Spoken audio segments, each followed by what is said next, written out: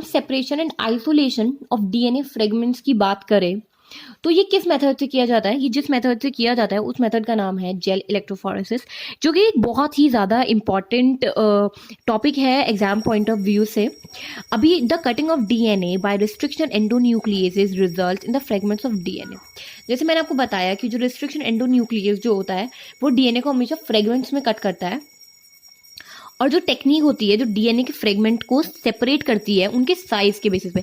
अभी restriction endonuclease ने जब डीएनए को काटा तो बहुत सारे डिफरेंट साइजेस में काटा, कुछ साइज छोटे होंगे कुछ साइज बड़े होंगे, मतलब अभी हर साइज सेम तो नहीं हो सकता है ना, कुछ छोटे होंगे कुछ बड़े होंगे। तो जिस टेक्निक से हम उन छोटे बड़े साइजेस को सेपरेट करेंगे वो जो टेक्निक है उसे हम जेल इलेक्ट्रोफोरेसिस कहते हैं, ठीक है। अभी जो डीएनए फ्रेगमेंट्स होते हैं वो नेगेटिवली चार्ज मॉलिक्यूल है। हमने पढ़ा है चैप्टर नंबर 6 में कि जो डीएनए होते हैं वो नेगेटिवली चार्ज मॉलिक्यूल्स होते हैं, और वो उन्हें हम सेपरेट कर सकते हैं by forcing them to move towards the anode under an electric field through a medium और मैट्रिक्स। अभी एनसीईआरटी बुक में भी इवन इनफैक्ट उसका एक डायग्राम दे रखा है which I show you. So this is our NCERT. अभी एनसीईआरटी में भी डायग्राम दे रखा है, सी दिस। ये इलेक्ट्रोफोरेसिस का वो है जो जहाँ पर हम सेपरेट करते हैं, ठीक है। अभी ये वेल्स है जहाँ पर हम डीएनए फ्रेगमेंट्स को फिल कर देते हैं 1 2 3 4, और इसके अंदर हमने एक मैट्रिक्स डाल दिया है, ठीक है। अब हम उस मैट्रिक्स के बारे में पढ़ेंगे। अभी हमने इसमें एक मैट्रिक्स डाल दिया है अभी, और हमने जो डीएनए के पीसेज है ना वो वेल्स के अंदर भर दिया है। जब हम इसमें इलेक्ट्रिसिटी पास कराएंगे तो ये मूव करेंगे टुवर्ड्स द एनोड, और जो सबसे ज़्यादा स्मॉलेस्ट होंगे ना, मतलब पीसेस हर टाइप के हैं, लार्जेस्ट है, मीडियम साइज के हैं, स्मॉलेस्ट है, क्योंकि अभी उसने कोई नाप के तो काटा नहीं है कि मुझे 1 सेंटीमीटर या 2 सेंटीमीटर ही काटना है, वो तो रैंडमली कट हो गए हैं। रेस्ट्रिक्शन एंडोन्यूक्लियस ने जो पीसेस काटे हैं वो रैंडमली कट किए हैं। तो अभी जो उसने कट की है पीसेस वो टुवर्ड्स एनोड मूव करेंगे हाई स्पीड से, ठीक है। अभी हम देखते हैं आगे, ठीक है। तो अभी वो किस वजह से मूव करेंगे, क्योंकि वो नेगेटिवली चार्ज मॉलिक्यूल्स हैं, ठीक है। और वो उन्हें हम कैसे सेपरेट कर सकते हैं, by forcing them to move towards the anode. अभी वो एनोड की तरफ मूव करेंगे क्योंकि वो पॉजिटिवली चार्ज होता है, वो नेगेटिवली चार्ज है, under an electric field through a medium और मैट्रिक्स, ठीक है।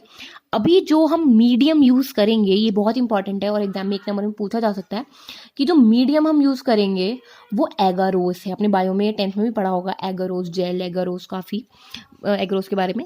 जो एगारोस जेल हम यूज़ करेंगे जो कि एक नेचुरल पॉलीमर है जिसे हम सीवीड से एक्सट्रैक्ट करते हैं। अभी हम कौन सा क्या यूज़ करेंगे, एगारोस जेल। जो हमने जेल फिल किया था, मैं दूसरी पिक्चर दिखाती हूँ। ये जो इसमें हम ये जो हमने जेल फिल किया है, इसके अंदर जो मैट्रिक्स फिल किया है, ये पूरे में ये मैट्रिक्स फिल है। अभी जो हमने मैट्रिक्स फिल किया है इस मैट्रिक्स को हम क्या कहते हैं, एगारोस, ठीक है, जो कि एक नेचुरल पॉलीमर है जिसे हमने एक्सट्रैक्ट किया है सीवीड से, ठीक है। और जो डीएनए फ्रेगमेंट्स को हमने डीएनए फ्रेगमेंट्स हैं जिन्हें हमने सेपरेट किया है उनके साइज के बेस पे through sieving effect provided by the agarose gel, ठीक है। The smaller the fragment size the farther it moves. अब दिस इज इंपॉर्टेंट, जितना ज़्यादा स्मॉल होगा, हम पिक्चर में भी देख सकते हैं, जितना ज़्यादा स्मॉल होगा वो उतना तेज मूव करेगा। अब आप ऐसे इमेजिन कीजिए, एक मोटे पतले के उसमें ले लेते हैं, एक इंसान बहुत ज़्यादा फैट है, एक इंसान बहुत ही ज़्यादा थिन है। अभी हो सकता है कि वो थिन इंसान वीक हो या कुछ, बट हम ऐसा कोई केस कंसिडर नहीं कर रहे हैं। वो थिन इंसान जो वो जब रन करेगा तो वो जो हेल्दी इंसान है उससे ऑफकोर्स ज़्यादा तेज रन करेगा, है ना। तो वही बात है कि जो स्मॉल है उसके अंदर ज़्यादा एनर्जी होगी, है ना। कोई छोटा बच्चा है उसमें कोई अडल्ट है, कोई 60 ईयर्स का है, उससे ज़्यादा एनर्जी होगी ना एक अडोल्सन में या एक बच्चे में जो कि 10 12 11 ईयर्स का है उसमें, तो इसलिए वो ज़्यादा फास्ट मूव करेगा, ठीक है। So small fragments of DNA travel more as compare to larger fragments. तो अभी जो स्मॉल है फ्रेगमेंट्स वो जल्दी मूव करते हैं, ठीक है। नीचे जो सेपरेटेड डीएनए फ्रेगमेंट्स हैं can be visualized only after staining the DNA with ethidium bromide solution, ठीक है, following by exposure to UV radiation. अभी हमने डीएनए फ्रेगमेंट सेपरेट तो कर लिए हमने, पर अब हम इन्हें देखेंगे कैसे। अब हम उन्हें ऐसे देख सकते हैं क्योंकि जब हम उन्हें स्टेन करेंगे, जब हम उन्हें इथीडियम ब्रोमाइड का सोल्यूशन डालेंगे तो वो ऑरेंज कलर के हो जाएंगे, तो हम उन्हें देख सकते हैं जब हम उन्हें सन में जो है एक्सपोज करेंगे। तो अब हमने डीएनए को कर लिया सेपरेट, बट हमें उसे देखना भी तो है, निकालना भी तो है। तो हम इथीरियम ब्रोमाइड की ड्रॉप्स डालेंगे और उसे सन में एक्सपोज करेंगे, और सन में एक्सपोज करने के बाद वो ऑरेंज कलर की बैंड्स बना लेगा, मतलब ऑरेंज कलर का टर्न हो जाएगा। These separated bands are cut out from the agarose gel and extracted from the gel piece. This is called evolution. अब हम इसे क्या कहेंगे, हम इसे इल्यूशन का प्रोसेस कहेंगे। तो हमने क्या क्या पढ़ा इसमें, एगरोस जेल यूज़ करेंगे, जो मैट्रिक्स की फॉर्म मैट्रिक्स होगा, और वो कहाँ से मिलता है हमें, it is extracted from a natural polymer from seaweeds. और जो इथीरियम ब्रोमाइड है वो हम स्टेनिंग के लिए यूज़ करेंगे, और जो प्रोसेस होता है सेपरेट करने का, क्योंकि ये बहुत इंपॉर्टेंट छोटी छोटी टर्म्स है जो आ सकती है। तो जो प्रोसेस इल्यूशन का, जो इल्यूशन से हम क्या करेंगे, सेपरेट कर लेंगे उसे, ठीक है।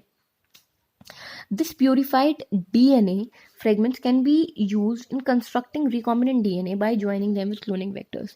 अब आपको पता है recombinant DNA हम कैसे फॉर्म करते हैं, एक फॉरेन डीएनए लेके, एक वेक्टर डीएनए लेके दोनों को अटैच कर देते हैं आपस में, बट जो पीस भी तो चाहिए ना हमें डीएनए का, तो वो पीस को रेस्ट्रिक्शन एंडोन्यूक्लियस ने कट तो कर दिया, पर अभी उसे पीस बहुत सारे कट किए, बट हमें पीस आइडेंटिफाई भी तो करना है, जो परफेक्ट पीस है, तो वो हम जेल इलेक्ट्रोफोरेसिस मेथड से आइडेंटिफाई करेंगे।